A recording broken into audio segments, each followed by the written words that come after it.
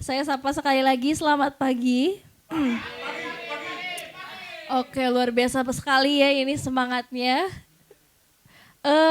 Alhamdulillahirabbil alamin, kita bertemu lagi di FGD yang ketiga ini, di sesi ketiga di hari berarti hari Minggu dong. Nah, tanggal 19 Januari 2025. Oke, baik Bapak Ibu udah siap semuanya di FGD hari ini? Siap. The best ini kepala sekolah semangatnya ya.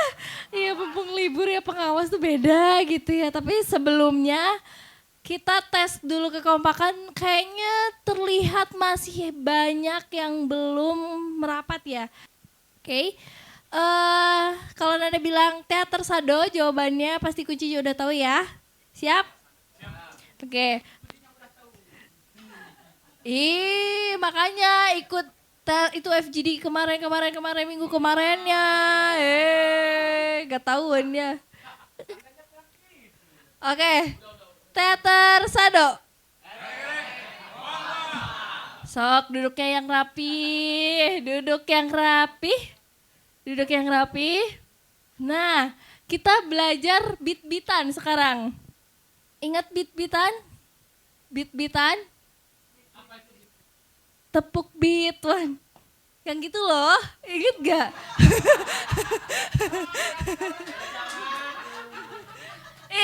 Kelihatan nih waktu garapan kemarin gak ada. Kita mau tahu ya, Unge ya. Ya udah deh, biar singkat aja. Tapi di FGD hari ini itu ada sesuatu hal yang berbeda.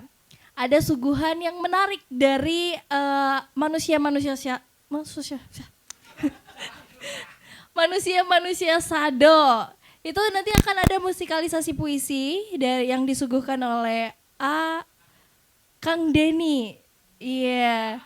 Yang mengaransemen puisi dari Mas Erun. Ya.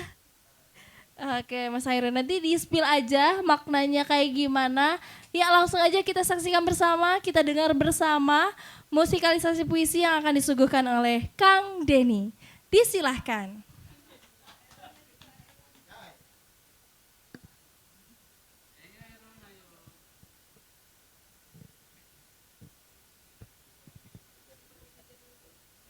Terima kasih Teh Nanda. Nama saya bukan Denny, tapi Oheng. Itu kalau di sekolah. Iya. Erun? Anjay.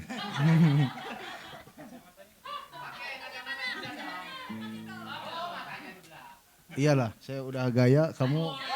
Woi. Ya. Kang Yayan Jatnika ya. Udahlah, ini serius ya, serius.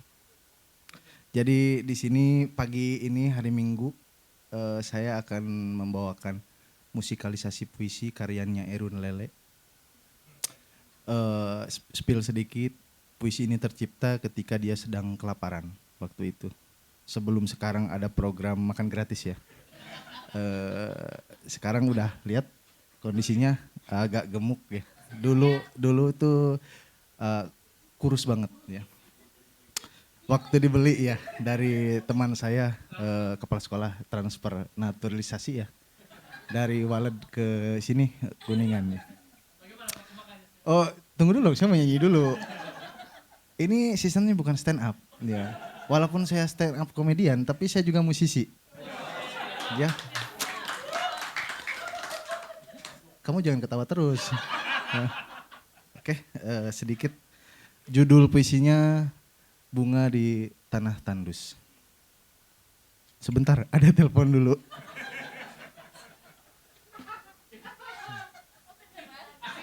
Beneran, asisten tolong matiin. Ya. Ya. Jangan. Itu terkait pekerjaan, nanti dulu. Oke, kembali fokus ya. Judul puisinya Bunga di Tanah Tandus.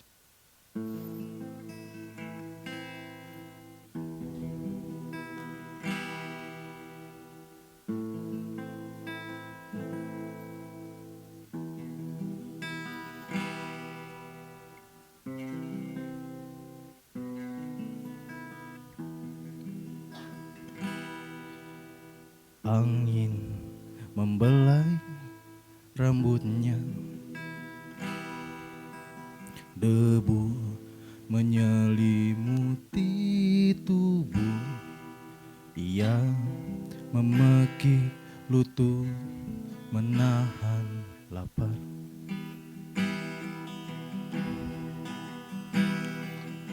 Angin membelai rambutnya,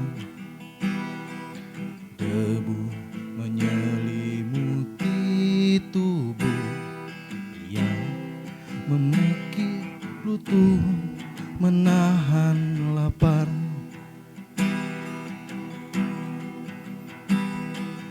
Jiwanya berkilauan serupa bintang, pikirannya kalang kabut, perutnya garang. Jiwanya berkilauan serupa bintang, pikirannya kalang kabut, perutnya garang. Lapar tak kunjung reda, lapar tak kunjung reda.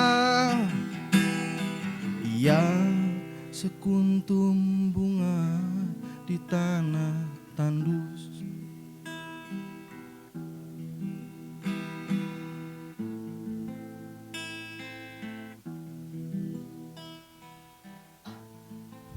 Sekuntum bunga di tanah tandus. Angin membelai rambutnya, debu menyelimuti tubuh, ia memekik lutut menahan lapar. Jiwanya berkilauan serupa bintang, pikirannya kalang kabut, perutnya garang. Lapar tak kunjung reda. Ia sekuntum bunga di tanah tandus. Jiwanya berkilauan serupa bintang, pikirannya kalang kabut, perutnya garang. Jiwanya berkilauan serupa bintang, pikirannya kalang kabut, perutnya garang. Lapar tak kunjung reda, lapar tak kunjung reda. Ia sekuntum bunga di tanah tandus. Terima kasih. Jadi itu musikalisasi tentang kelaparan Erun. Kalau bisa kamu jangan terus seneng ya, harus lapar terus biar banyak karya. Oke? Iya enggak Erun? Iya, terima kasih. Thank you.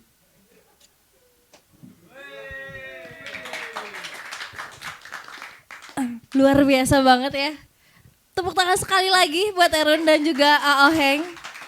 Itu dia musikalisasi puisinya. Barangkali ada produser yang mau mengekspos, boleh. Hubungi nomor person di bawah ini.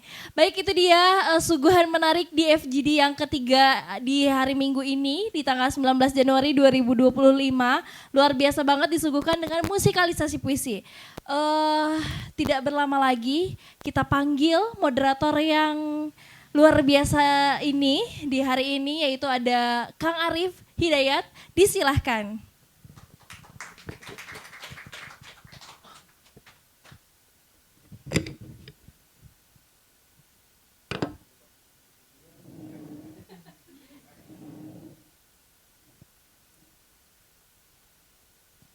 Cek.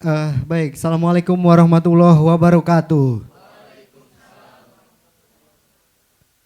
Selamat datang kembali di FGD ketiga, sesi ketiga yang nanti akan mengangkat tajuk tentang manajemen dan pemanfaatan arsip karya seni. Teman-teman semua, tadi kita sudah saksikan sebuah musikalisasi campuran gitu ya. Jadi musikalisasi campuran itu di mana karya puisi itu dinyanyikan dan dibacakan. Jadi menurut Ari Kapin itu adalah salah satu musikalisasi puisi campuran. Itu adalah produk-produk yang kemudian dulu juga sering digarap oleh Sado. Dan itu bisa menjadi modal bagaimana kemudian Sado juga produktif di wilayah-wilayah musikalisasi, karena dulu juga ada Keroncong Edan dan lain sebagainya. Nah, semangat musikalisasi ini harus jadi semangat bersama, terutama di tim pemusik Sado, dan kemudian karena musikalisasi ini juga masuk ke kurikulum, maka itu bisa terus kita kembangkan. Tapi kali ini kita tidak membahas musikalisasi, teman-teman. Kita akan membahas tentang manajemen dan pemanfaatan arsip karya seni.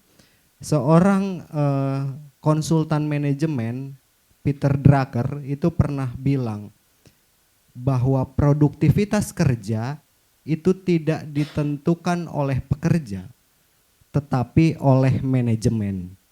Nah, bagaimana manajemen itu bisa menghasilkan produktivitas dan bagaimana cara kerjanya, dan ketika sudah terbentuk manajemen, bagaimana kita memanfaatkan arsip karya seni ini menjadi sesuatu yang lebih bermanfaat. Mari kita sambut saja pemateri kita, Teh Alipa. Kepada Teh Alipa dipersilahkan. Silahkan duduk, Teh.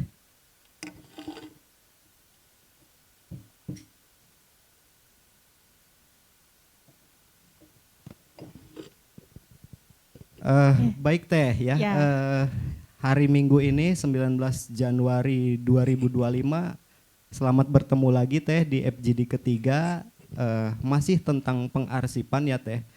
Tema kita kali ini adalah manajemen dan pemanfaatan karya seni. Baik Teh, tanpa harus berlama-lama lagi, saya dan teman-teman penasaran sih bagaimana manajemen dan pengarsipan karya seni itu seperti apa caranya dan kemudian bagaimana pemanfaatannya. Kami masih butuh arahan dan butuh masukan untuk itu semua agar Sado kemudian berkembang dan punya kearsipan yang lebih lengkap. Silahkan Teh, waktu dan tempat disediakan. Selamat pagi semuanya, selamat hari Minggu. Gimana ini malam mingguannya ngapain? Bikin ini ya. Oke. Untuk hari ini kita bakal ngebahas tentang strategi penggunaan arsip ya untuk berbagai macam ini, terutama saya lebih fokus ke bagian promosi gitu ya. Dan karena kemarin di Torin juga ada bagian-bagian promosinya gitu. Oke, sekarang judulnya itu calculate something to provide another thing. Jadi setelah kemarin kita ngebahas gimana caranya manage arsip, gimana caranya mengelola, mendigitalisasi arsip.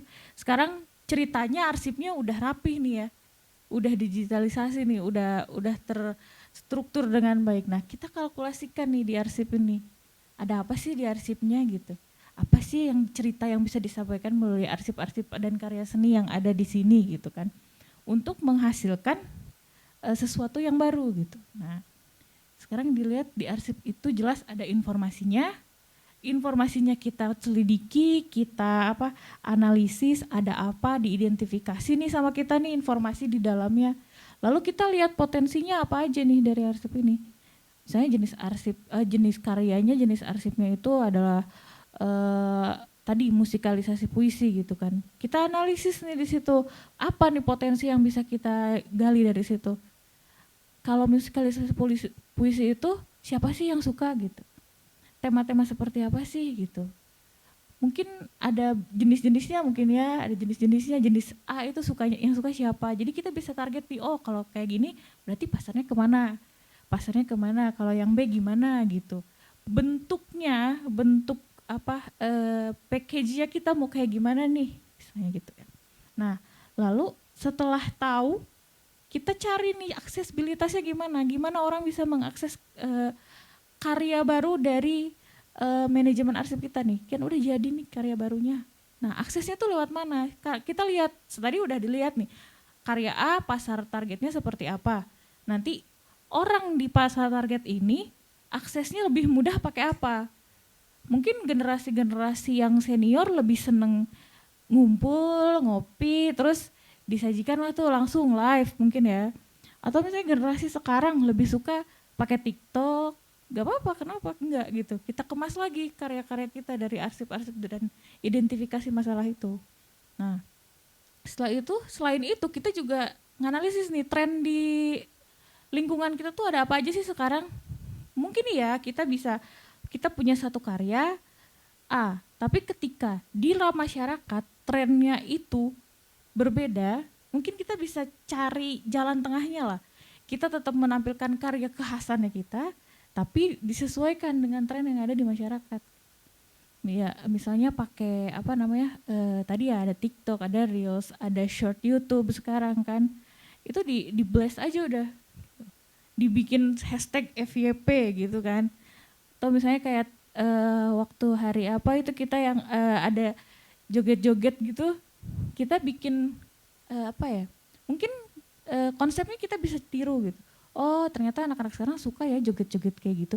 Kenapa kita nggak bikin koreografi khasnya Sado atau gimana dengan musik-musik buatan Sado, terus di-upload aja gitu. Itu kan dari arsip yang kita punya kan, kita punya nih koreografi ini, oh kita punya nih musik ini gitu. Kita kombinasikan, ya udah trennya di masyarakat sedang seperti itu, untuk generasi muda ya udah dibikin aja, diunggah gitu. Salah satunya seperti itu, dan itu kan nanti menginspirasi. Kalau misalnya udah FYP bisa tuh di remake sama orang lain kan. Dan akhirnya menjadi salah satu cara promosi secara tidak langsung kan. Itu dari arsip yang kita punya, dari karya yang kita punya. Ya bisa di next. Riset dan analisis arsip. Di sini kan ini ya saya kira-kira aja ya yang kemungkinan akan ada di sini. Arsip keanggotaan, arsip aset, arsip kegiatan, karya seni, dan arsip lain-lainnya. Nanti ya itu kita analisis di sini. Nah dari keanggotaan apa sih yang bisa kita dapat?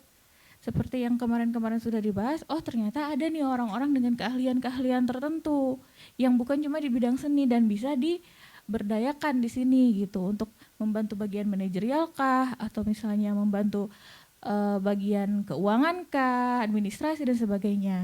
Nah arsip aset ini penting karena yang namanya aset itu kan berhubungan dengan uang ya, dengan biaya yang sebelumnya sudah dikeluarkan, kayak sekarang ada proyektor, ada kamera, terus stand yang kayak gitu-gitu, itu juga harus didata dengan benar supaya suatu suatu hari ketika kita mau bikin sesuatu nih, kita udah tahu oh kita punya kok ininya, jadi nggak usah beli lagi. Oh kita punya ininya, jadi kita nggak perlu repot-repot lagi, bisa dimanfaatkan. Oh ternyata yang ini spesifikasinya cukup kok. Nah kalau yang ini kurang berarti harus ditambahin apanya gitu. Nah dari arsip aset ini kan kita jadi tahu apa yang kita butuhkan, apa yang indah kita punya, apa yang bisa kita manfaatkan, dan apa yang bisa ditambahkan gitu. Lalu ada arsip kegiatan, tadi dari kemarin-kemarin udah dijelasin gimana sih setiap kegiatan itu kita kemas, siapa pelaksananya, nanti tanggal berapa aja kegiatannya terlaksana, seperti itu.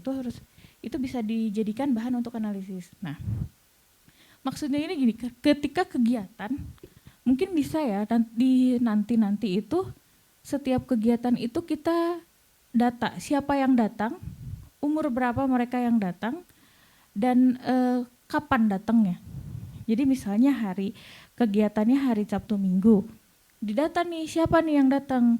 Oh yang datang kalau hari Sabtu ternyata banyaknya anak-anak remaja umur segini, hari Minggu banyaknya segini gitu. Itu kegiatan A. Nanti di kegiatan B, oh ternyata yang banyak datang orang-orang generasi ini, orang-orang generasi sekian apa gitu. Jadi nanti kita tahu, oh ternyata kalau kegiatan kayak gini tuh orang lebih tertarik pada kegiatan ini. Yang generasi ini lebih suka sama kegiatan ini. Kan kalau ada datanya, jadi kita bisa bisa menata program. Program kita tuh jelas siapa nanti pasarnya kalau udah ada datanya. Oh ternyata kalau misalnya dangdutan, katanya Sado pernah ini ya, yang di Jalan Siliwangi itu. Nah, itu kan bisa dilihat kan, bisa didata sebenarnya. siapa sih yang datang, orang dari mana sih yang datang, kalangan mana sih yang datang yang suka dengan acara seperti itu. Kan untuk kedepannya bisa disesuaikan lagi. Ternyata kalau main musiknya kayak gini yang ngedengerin orang-orang ini gitu. Nah nanti next time ketika kita mau bikin acara, di mana nih? Oh di situ, orang-orangnya kayak gimana, kayak gini. Oh berarti musiknya harus itu. Karena dari arsip kita, dari data sebelumnya, kalau misalnya di lingkungan masyarakat seperti ini, orangnya sukanya musiknya ini. Gitu. Penampilannya sukanya yang kayak gini. Nah itu kenapa arsip kegiatan ini kalau dianalisis bisa menjadi acuan untuk selanjutnya kita membuat program-program atau membuat karya-karya berikutnya. Nah kalau arsip karya seni seperti yang sudah dijelaskan sebelumnya, jelas ini sangat penting karena core-nya Sado kan di karya seni ya. Nah dan arsip lain-lain ini mungkin ada arsip-arsip yang tidak saya pahami di dunia seni gitu ya. Nanti bisa diobrolin lagi ada apa aja sih di sini gitu. Arsip lain-lain mungkin ada arsip yang kayak semacam karya-karya yang digantung-gantung ini kan sebenarnya saya tidak terlalu mengerti ya maksudnya untuk apa kayak gitu-gitu dikumpulin gitu kan. Itu nanti kayak saya nggak ngerti orang bisa buat apa sih. Nah nanti sama teman-teman di Sado kan bisa dijelaskan. Ini loh kenapa dikumpulin, ini tuh maksudnya apa, kenapa yang kayak gini, bahannya kenapa gitu. Kan yang kayak gitu bisa bisa dieksplor lagi lah sama teman-teman. Nah, ini selanjutnya seperti yang tadi kita identifikasi arsipnya, kita analisis trennya, kita buat kisahnya, kita ciptakan apa sih yang mau diceritain dari arsip karya seni dan dari tren yang kita punya gitu. Karyanya misalnya kalau mau dari lukisannya diceritain nih, ceritanya gini gitu, dibikin timeline, dibikin storyboardnya gimana. Nanti disusun programnya, kita bisa tampilkan jadi sebuah karya yang baru gitu dari karya-karya yang kita punya gitu. Kayak sebelumnya kan mau dibikin milestone, dari milestone itu kan semuanya dilempar berarti kan dari tahun segini ada ini, tahun segini ada ini. Nah itu kan perlu dianalisis juga. Arsipnya kita punya apa, tren di lapangannya seperti apa, dan kisahnya mau disampaikan seperti apa gitu kan ke masyarakat itu. Dan kita harus tahu siapa masyarakat yang mau kita sajikan karyanya, suka nggak mereka dengan packaging yang akan kita sampaikan gitu. Kisah yang cara kita mengisahkannya itu mereka akan suka nggak? Itulah kenapa kita harus identifikasi arsip dan analisisnya kita. Observasi lah kalau kata Kang Zulkarnain sebelumnya kan, kita observasi nih di lapangan tuh kayak gimana gitu. Nah ditambah dengan apa yang kita punya supaya ketika kita menyampaikan programnya, kisahnya itu nyampe ke mereka tuh, suka gitu. Nah dari semua ini jangan lupa untuk evaluasi karena itu penting untuk keberlanjutannya. Jadi nanti ketahuan nih dievaluasi, oh kemarin tuh kurangnya di sini.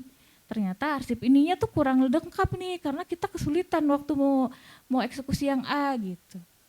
Oke, ada pertanyaan dulu mungkin sampai sini karena materinya ini tidak terlalu panjang yang ini. Oh Yanto, perannya luar biasa sekali. Tadi sebagai musisi, sebagai stand up komedian dan sekarang sebagai Yanto. Binaraga juga bisa.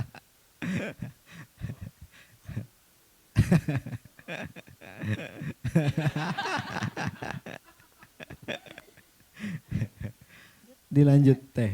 Oke, nah promosi ini kita kalau misalnya di combine ini 4 itu akan jadi luar biasa ya. Kita berkolaborasi dengan orang lain, kita manfaatkan arsip digital yang kita punya, manfaatkan teknologi baru dan juga media sosial ini nih. Media sosial ini jadi sangat penting sekali di zaman sekarang, krusial sekali ya di semua bidang kehidupan. Kalau kita nggak ada medsosnya tuh agak susah kita untuk masuk ke masyarakat. Apalagi kalau misalnya masyarakatnya tuh generasi-generasi baru, sedangkan kan memang yang kita fokusnya ke orang baru dong, ke orang lama ya udah tahu Sado gitu. Oh ya udah tahu nih orang-orang baru, apalagi anak-anak SD SMP sekarang kan mereka malah fokusnya sama hal-hal yang games, terus joget-joget yang menurut aku agak gimana gitu ya. Mungkin kalau misalnya mereka bisa ditarik ke sini sebagai generasi buat selanjutnya gitu melalui media sosial, itu kan akan menarik sekali. Nah, salah satu caranya adalah dengan kita menganalisis arsip kita yang punya, terus kolaborasi nih sama yang lain. Sebelumnya katanya pernah ke sekolah-sekolah ya untuk workshop gitu. Mungkin bisa dimulai lagi dan bisa diteruskan kembali dan berkolaborasi dengan sekolah-sekolah yang kalau menurutku mending yang lebih aware sama art gitu, sama seni, supaya nanti yang mempromosikan, yang menginfluence orang lainnya itu seangkatan sama mereka. Jadi kalau misalnya kita ke satu SMA, saya SMA X, orang-orangnya suka aware sama seni, aktif di media sosial, itu kan biasanya kalau sekarang namanya influencer gitu ya. Nanti mereka kan banyak tuh followersnya. Jadi yang menginfluence-nya itu teman seangkatannya, bukan yang kita yang terlalu jauh umurnya. Karena kan susah ya kalau kita masuk. Jangankan yang lebih senior dari saya di sini. Saya aja sekarang masuk ke generasi Z itu udah susah. Udah sangat susah sekali karena padahal cuma beda satu generasi tapi pola pikirnya jauh gitu. Pola bicaranya itu juga sangat berbeda gitu. Adalah mewing segala, aku aja nggak ngerti itu apa gitu kan. Nah, makanya kolaborasilah dengan orang yang akan kita targetkan. Jadi kalau misalnya kita targetnya mau anak SMA, ya kita kolaborasi dengan anak SMA. Kita targetnya anak SMP, ya kita kolaborasi dengan anak SMP-nya. Cara package-nya itu, yaitu kita analisis arsip kita kayak gimana, kita manfaatkan medsosnya, kita lihat trennya di masyarakat seperti apa. Tuh, tadi.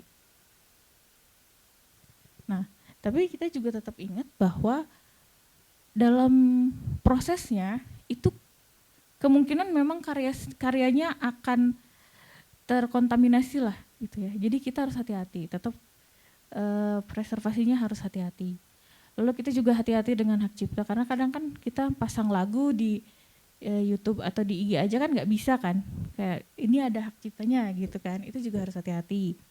Nah terus kita tetap harus memperhatikan aksesibilitas seperti yang tadi dijelaskan, siapa yang mau ditargetkan, akses ke mereka tuh lewat mana gitu. Nah kalau ini udah yang sebelah mana, sebelah kanan, kiri ya, berarti yang sebelah kiri itu nanti kita bisa nomor 4 itu ada citra atau branding, kita akan membangun citra dan branding baru dari Sado gitu. Dari yang kan tadi walaupun tulisannya teater Sado tapi masih banyak sekali kan aspek-aspek seni lain yang ditampung di sini. Jadi kan orang tahu, oh ternyata bukan cuma teater, ternyata ada musikalisasi puisi, ada mahat, ada lukis, ada juga fotografi, musik dan sebagainya. Nah, makanya kenapa sosial media dan customer support itu juga jadi hal yang penting. Customer support di sini maksudnya ketika ada orang yang mau pengen tahu gimana sih cara kita berbicara dengan mereka gitu. Memang challenging banget ya, apalagi kalau misalnya yang pengen tahunya itu ya tadi generasinya jauh, itu kan challenging banget gimana caranya kita menjelaskan ke mereka, kita memberi gambaran ke mereka bahwa kamu juga bisa di sini gitu, kamu juga bisa berkarya di sini tanpa harus banyak babibu gitulah. Nah itu kan tricky untuk masuk ke generasi-generasi yang jauh di bawah kita, itu sangat tricky. Makanya selain kearsipannya, memang bukan customer service bahasanya, pelayanan arsipresiatornya juga harus sangat bagus untuk orang gitu. Harus dipelajari lagi gitu, gimana cara kita memahami setiap generasi, dan memang itu PR juga untuk memahami setiap generasi. Karena memang apalagi generasi-generasi sekarang itu cepet banget larinya gitu loh. Kalau ada apa-apa tuh tiba-tiba udah kemana aja mereka, udah bahasanya udah apa gitu. Oke, bisa.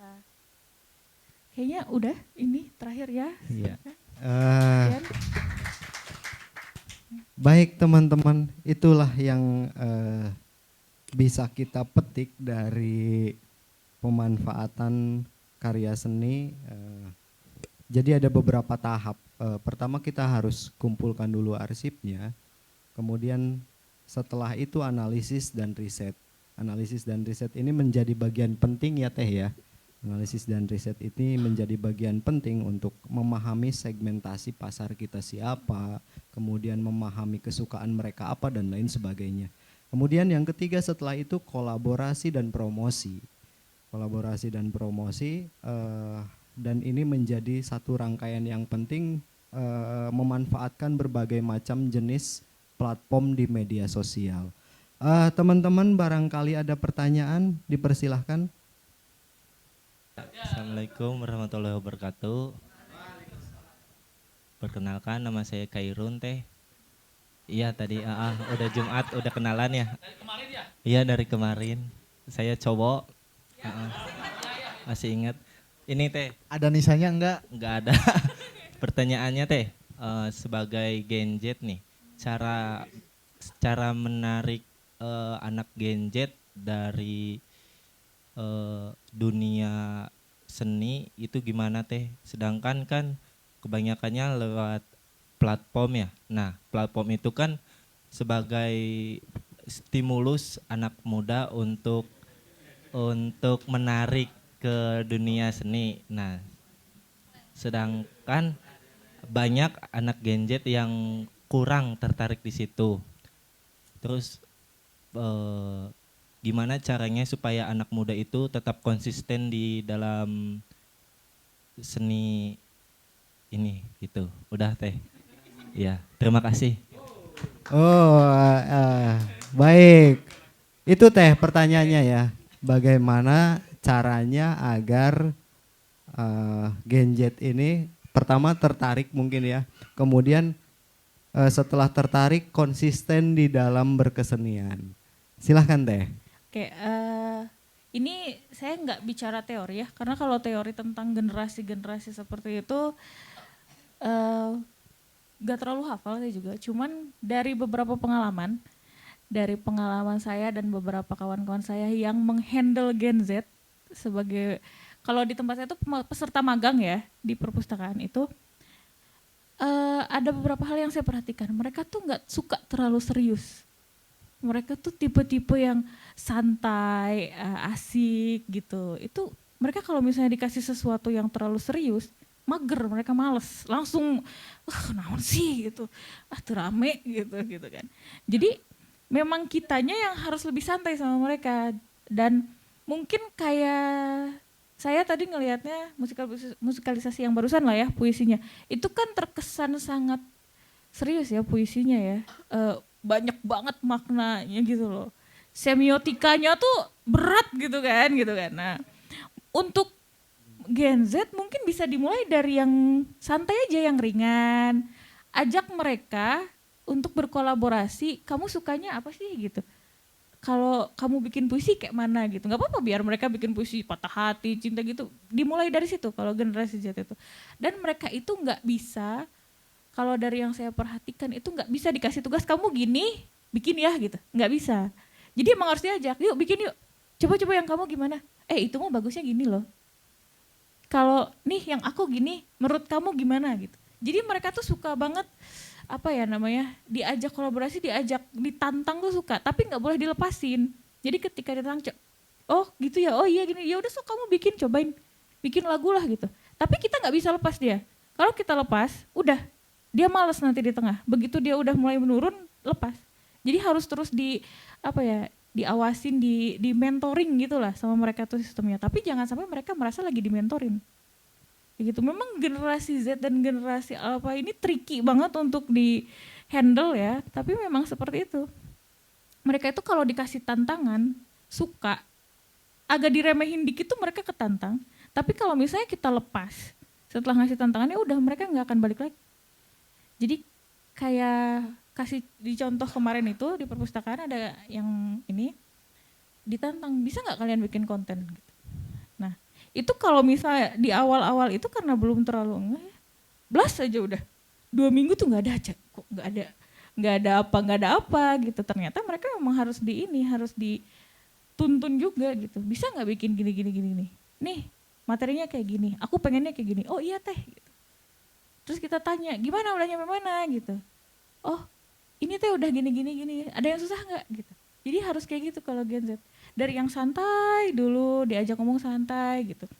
Nanti lama-lama mereka bakal nemu nih sparknya, oh ini gitu. Oh aku suka ternyata, oh aku ternyata asik juga gitu ya kayak gini. Nanti kalau misalnya udah suka, baru tuh dikasih stimulus-stimulus lain yang mungkin agak lebih berat. Tanggung jawab lain dilibatkan aja di kegiatan-kegiatan di sini. Misalnya udah mau nih masuk, dilibatkan di kegiatan, kasih tanggung jawab tapi ditemenin gitu. Kalau Gen Z itu yang saya rasain selama itu kayak selama itu.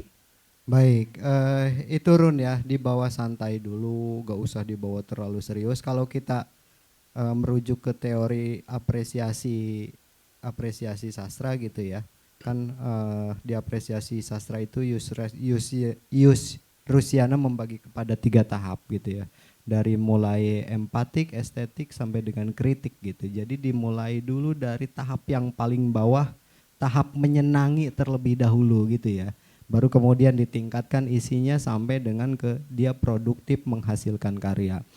Itu mungkin ya Teh kurang lebih bahasanya, jadi memang agak terlalu riskan kalau kepada Gen Z ini kita sudah memasang target tertentu yang notabene tidak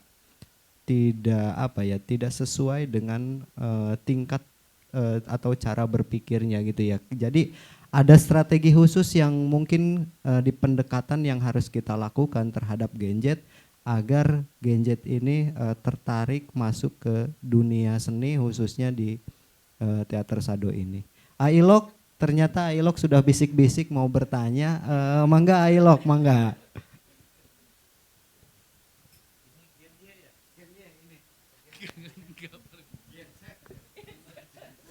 Ya. Baik, bismillahirrahmanirrahim. Assalamualaikum warahmatullahi wabarakatuh. Sebenarnya tidak ingin bertanya, melainkan ingin menanggapi apa yang sudah disampaikan, baik dari Teh Halifa dan rekan-rekan yang lainnya ya. Terutama Erun tadi ya, Erun. Benar, manusia Sado, apa yang disampaikan oleh Abah Eep gitu ya, bahwa latar belakang itu berbeda-beda ya Teh ya. Terutama saya pribadi gitu, bahwa kaitannya di sekolah. Di sekolah itu ternyata memang salah satu contoh problem gitu ya. Kemarin berkaitan dengan materi yang saya sampaikan itu ada di bahasa Indonesia. Itu tentang cerita fiksi. Cerita fiksi. Bahwa ternyata di usia SMP sekarang novel itu, cerpen itu belum sama sekali tersentuh. Saya bahkan setiap individunya itu belum tahu ternyata fiksi itu jenisnya seperti apa, novel ya, cerpen, bahkan dongeng juga itu mereka masih bingung bentuknya tuh. Dan pada saat saya apa yang tadi Teh Alifa sampaikan gitu, saya tidak bisa, anak-anak tidak bisa ada di pola kita gitu ya, melainkan kita yang harus beradaptasi terhadap karakteristik dan lingkungan tersebut gitu. Jadi salah satunya yaitu strategi dan hal-hal yang berkaitan bagaimana kita nanti dengan generasi Z mungkin ya, generasi Z gitu. Kebetulan saya masih tidak jauh gitu ya, tidak jauh dengan generasi Z gitu. Saya masih usia 22 gitu ya. Ya seperti itu Teh, benar ternyata apa yang dialami oleh saya pada saat terutama di sekolah gitu ya. Jadi anak-anak tuh tidak bisa disampaikan, wah ini jenis karya fiksi itu ini tidak harus disampaikan seperti, melainkan kita harus menggunakan medianya gitu ya. Nah salah satu strateginya supaya lebih jelasnya gitu, itu masih sampai sekarang saya kumaha gitunya. Untuk di generasi sekarang tuh ngajarkeun ka barudak nu ayeuna gitunya. Sekarang harus seperti apa? Makanya gitu saya selalu saya harus ngobrol lagi gitu dengan Pak Arif gitu ya. Dengan senior saya gitu, terutama Teh Nita gitu ya, Atedi gitu. Mungkin dan bahkan punya media dan cara yang lebih efektif gitu. Seperti itu teh. Saya tidak ingin bertanya, mungkin menanggapi apa yang disampaikan oleh Erun gitu. Terima kasih Pak Arif gitu. Baik, terima kasih Pak Rizky. Siswa tidak kenal novel karena gurunya makan terus kayaknya di Kopma. Ya. Gurunya makan terus kayaknya di Kopma. Teh, mangga teh. Oke, untuk tadi ya, mungkin generasinya udah mulai masuk alfa ya, kalau SMP ya. Udah mulai masuk alfa ya. Nah, di generasi alfa ini karena saya juga tidak terlalu banyak berkomunikasi atau berinteraksi dengan generasi alfa, yang saya tahu dari keponakan-keponakan saya nih ya, yang saya lihat, mereka itu hidupnya di media sosial. Jadi kalau kita mau masuk ke mereka, kita juga masuk ke media sosial. Ada apa sih? Di X itu ada apa sih sekarang? Gitu. Kalau pengen ini, di dunia, di ilmu perpustakaan itu ada ilmu namanya biblioterapi. Cara gimana kita mengenalkan suka baca, tahu setidaknya jadi literate lah gitu ya, udah nggak illiterate lagi. Tapi itu bisa masuk ke semua generasi karena satu yang harus kita lakukan adalah tahu dulu mereka suka apa. Ada anak yang sukanya, misalnya dia sukanya fashion, ya udah kasih aja semua soal fashion dulu. Nanti setelah itu dia bakal ini sendiri, bakal explore sendiri gitu. Ada yang sukanya otomotif, ya udah kasih tahu soal otomotif sama kita. Nanti dia explore, lama-lama tahu kok, oh ternyata kalau otomotif itu sesuatu yang non fiksi. Nanti kita bisa kenalkan nih, kamu tahu nggak ada cerita fiksi soal balapan nih ini gitu. Makanya kenapa kalau kita pengen mereka tahu soal novel, kitanya juga harus tahu soal novel. Kalau misalnya pengen mereka paham soal sesuatu, kitanya harus paham dulu soal itu. Jadi kalau misalnya tadi bilang mereka tuh nggak tahu novel, mereka nggak tahu dongeng. Pernah nggak di sekolah baca buku depan mereka gitu? Membaca novelnya kah? Atau misalnya membaca koran lah minimal gitu. Itu sebenarnya.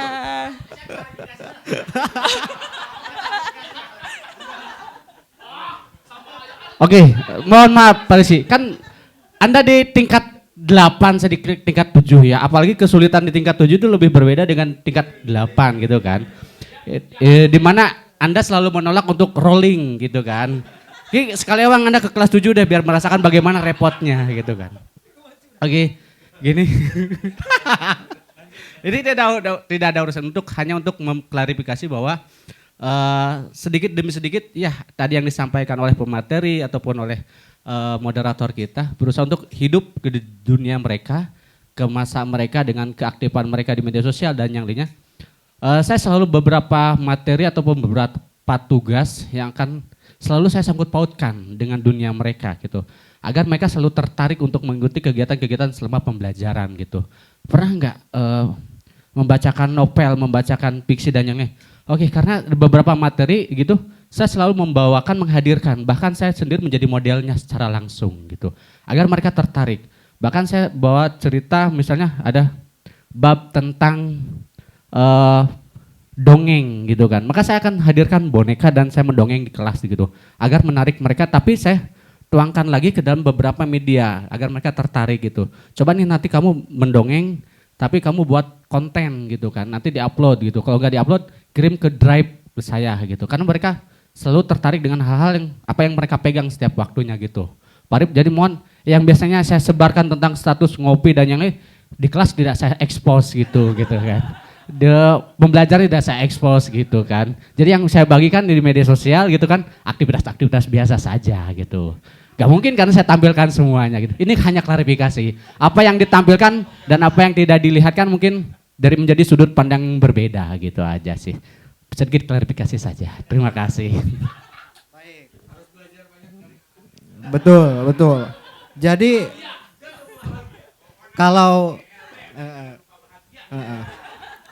kalau ingin jadi guru penggerak, praktik baik di kelasnya harus dimedsoskan berarti gitu kuncinya. Teh silahkan Teh. Ini ya salah satu yang ini ya kreatif juga memang. Iya, kenapa sih nggak suruh mereka upload aja di medsosnya mereka? Kan mereka tuh emang aku aja nggak ngerti kenapa bisa ya anak-anak sekarang tuh sangat suka sekali sama medsos. Kayak bener-bener yang apa-apa diupload, apa-apa dibikin story, terus sangat niat kan mereka tuh kalau udah bikin tuh, yang misalnya dikasih backsound lah, dikasih tulisan, diselaraskan gerakan kepalanya sama musiknya. Jadi mungkin bisa dicontoh, gimana sih gitu.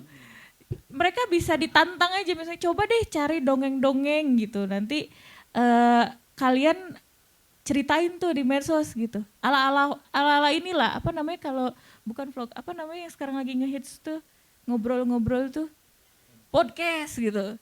Ajak aja coba bikin podcast soal dongeng ini. Oh pasti mereka semangat itu. Karena kan yang sehari-hari mereka ini podcast kan. Podcast atau misalnya apa vlog-vlog orang ngapain gitu. Traveling kemana gitu. Jadi ya udah karena mereka memang sukanya melihat dunia luar, ya udah ajak aja seperti itu. Emang keren. Walaupun sebenarnya effort ya buat kita yang nggak terlalu semangat juga untuk ke situ gitu, ke medsos, kayak duh capek, dikit-dikit harus handphone gitu di scroll, apa sih yang lagi ngetren kan, kitanya capek ya, Iya, betul. kitanya harus ngikutin, tapi ya hidup kayak gitu ya udah. Apalagi di di sekarang yang pengen program jadi bagus, memang walaupun misalnya iya saya akui arsip udah tersusun dengan rapi, tapi kita nggak tahu tren di luar itu apa, ya udah tidak berguna juga arsipnya karena penyampaiannya nggak akan kena ke mereka gitu. Jadi memang packagingnya itu juga salah satu hal yang penting. Tapi kalaupun kita udah punya packaging yang bagus tapi isi konten arsipnya juga nggak bagus, ya udah mereka juga nggak tahu ini teh apa maksudnya gitu. Iya. Pak Ilok nanti mohon ditiru ya Pak Adin ya. Mohon ditiru bagaimana beliau mengenalkan dongeng dan lain sebagainya. Karena yang saya tahu statusnya MC-nya kadang-kadang di dongengnya dongeng di ulang tahun gitu ya, MC kondangan segala macam gitu. Kalau praktik di kelas itu saya jarang lihat gitu statusnya gitu. Iya. Iya.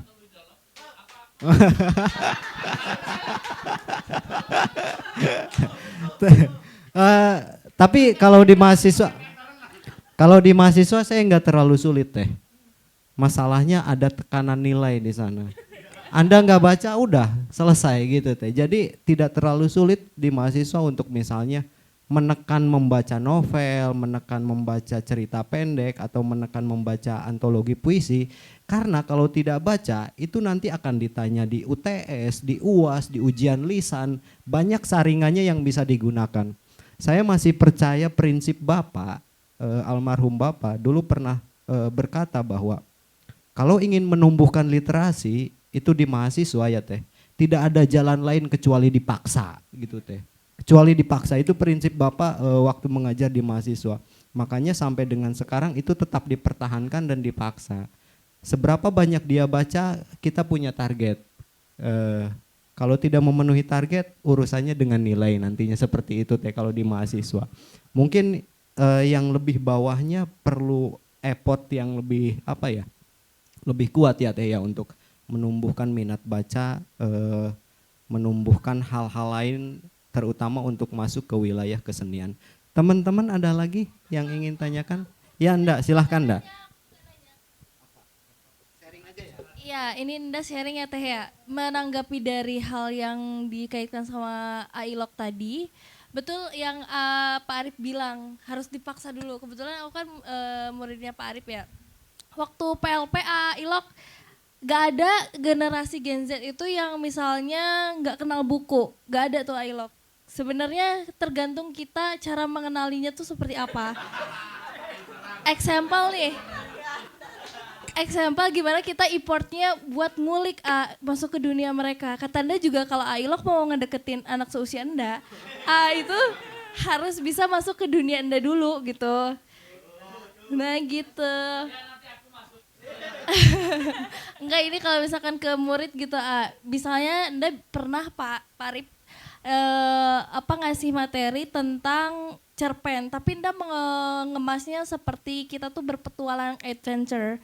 Jadi di Semanda itu Ada kampung dan juga kota kan. Nah di Semanda itu ada kampung dan kota. Aku ngasih puzzle di situ di mana pertanyaan-pertanyaan tentang di KD itu, di cerpen itu tuh apa gitu. Jadi anak-anak juga kan silakan kalian bikin vlog, tapi kalian sambil cari di sana tuh ada cerpen apa aja dan kalian bacakan gitu loh. Nah itu juga salah satu pengenalan, karena literasi itu bukan hanya kita membaca buku gitu, karena literasi juga bisa literasi teknologi, kita juga literasi sosial juga ada gitu kan. Iya seperti itu Pak Ilak, terima kasih.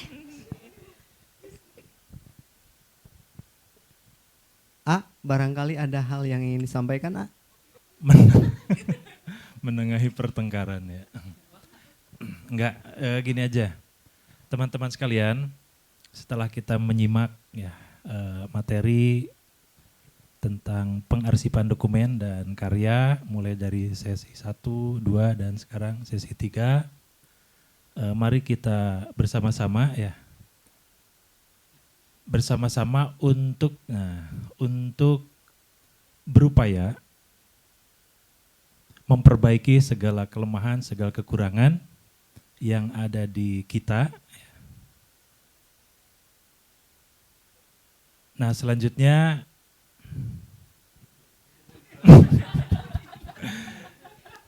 saya mengajak, nah ini yang penting ya. Selanjutnya saya mengajak khususnya kepada diri saya sendiri gitu ya. Umumnya ke semua anggota SADO supaya lebih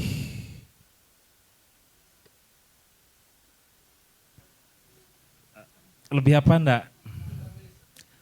Daya ketertarikannya ya, daya ketertarikan, kemudian untuk gitu ya, untuk menghidupkan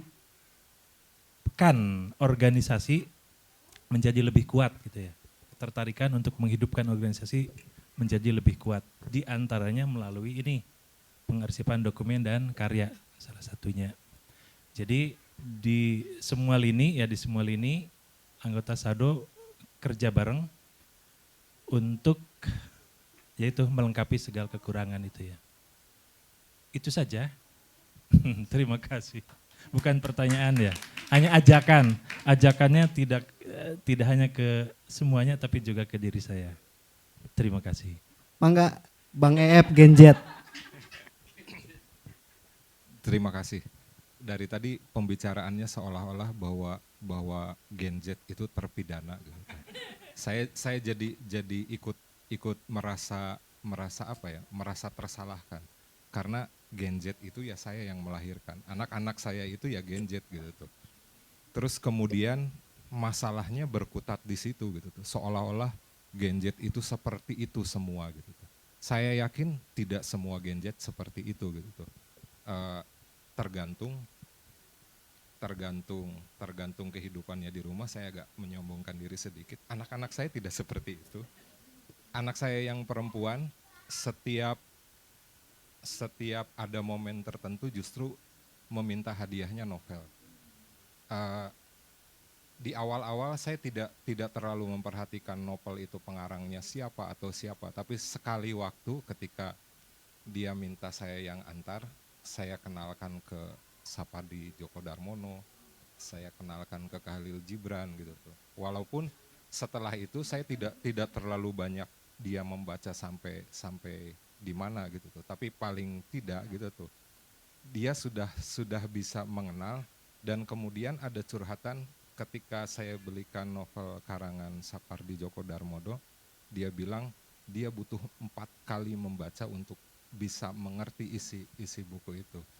Jadi janganlah menganggap semua Gen Z itu seperti itu. Dan saya yakin Gen Z yang tertarik kemudian, anggaplah yang tertarik ke SADO itu ya Gen Z yang tersaring seperti itu.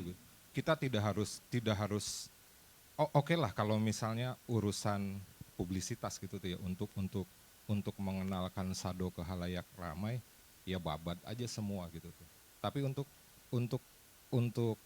kemudian mereka tertarik dan tersesat di sini gitu tuh, harus yang anggaplah yang ada di sini yang overqualified lah gitu. Kalau menurut saya seperti itu. Kemudian mungkin mungkin teman-teman juga berpikir ke hal yang bonus demografi itu, karena Indonesia akan mendapatkan itu karena banyak generasi muda dan timbul kekhawatiran itu, dan saya rasa kekhawatirannya terlalu berlebihan gitu. Ada hal-hal lain yang bisa lebih bijak diperhatikan. Hatur nuhun. Baik, terima kasih Bang Eep. Jadi konsep pendidikan Gen Z ini sangat tergantung di keluarga juga ya Bang ya.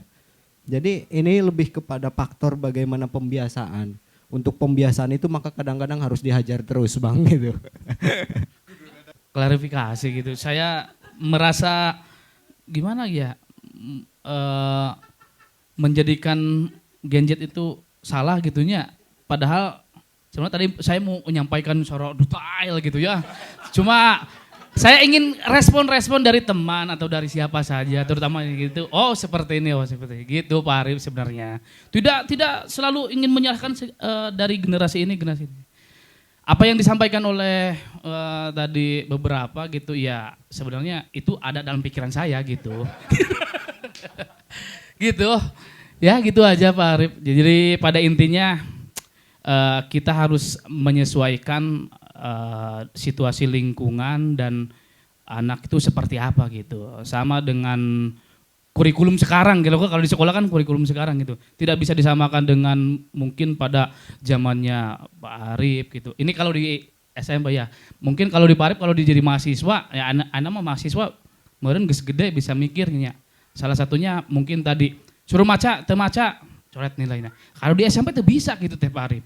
Kalau di anak-anak SMP seperti itu nggak bisa. Wah mungkin nanti sayanya oleh pihak sekolah atau pihak seperti itulah Pak Arif ya.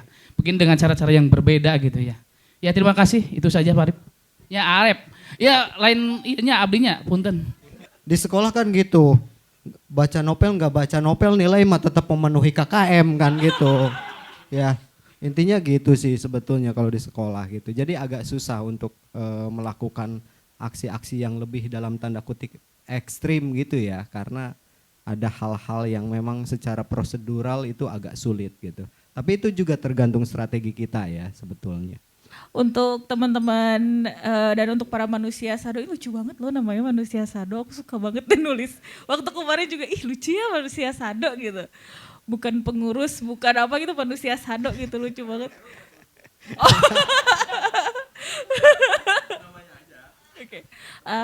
Semoga apa yang saya sampaikan bermanfaat buat Akang Teteh di sini, dan sebenarnya mohon maaf banget saya juga tidak terlalu, sebenarnya bukan yang ahli atau gimana ya, cuman berbagi aja sedikit yang saya tahu. Mohon maaf kalau misalnya penyampaiannya kurang spesifik atau tidak sesuai, atau misalnya ada kalimat saya yang tidak menyenangkan atau menyinggung gitu, saya mohon maaf. Dan terima kasih untuk kepercayaannya. Semoga setelah ini apa yang saya sampaikan bisa membantu Sado dan manusia-manusia Sado untuk lebih maju lagi, untuk mengembangkan dan menyempurnakan lagi kegiatan-kegiatan di Sado gitu. Dan terima kasih, have fun banget di sini, saya fun banget melihat orang-orang ini. Terima kasih manusia Sado. Udah. Baik, kami juga mengucapkan terima kasih Teh. Tapi pertemuan ini bukan pertemuan terakhir ya Teh ya. Alhamdulillah. Sebab nanti Pak Edi ada komunikasi lanjutan bagaimana kemudian pengarsipan ini terus Teteh pantau. Teteh pantau hingga jadi bentuk yang nyata. Bukan hanya sekedar FGD tapi juga ada rencana tindak lanjut yang kita lakukan, dan diharapkan dari FGD ini nanti beberapa bulan kemudian atau 1 tahun kemudian sudah ada bentuk nyata, misalnya web sudah jadi, isinya sudah lumayan cukup lengkap gitu ya Teh. Teman-teman, ini merupakan bagian pembelajaran buat kita semua bahwa ternyata pengarsipan itu sesuatu yang sangat penting. Dari FGD sesi 1, sesi 2 dan sesi 3 dimulai dari pentingnya pengarsipan, kemudian ke teknik arsip digital sampai dengan manajemen dan pemanfaatan arsip digital, membuka wawasan kita bahwa ternyata ada jalan panjang yang harus kita lalui. ada hal-hal yang harus kita lakukan dan kita harus berbenah bahwa SADO sebagai sebuah komunitas dan organisasi itu harus senantiasa rapih di dalam manajemen maupun di dalam bentuk pertunjukan, karena wajah organisasi itu akan sangat tergantung bagaimana pengarsipan yang dilakukan oleh komunitas itu sendiri. Itu saja mungkin yang bisa disampaikan untuk FGD sesi 3, kemudian FGD yang ketiga ini. Terima kasih Teh Alifa sekali lagi. Sama-sama. Mari kita tutup FGD ketiga ini dengan yel-yel SADO. Teater SADO, erek moal. Terima kasih, saya tutup. Wassalamualaikum warahmatullahi wabarakatuh.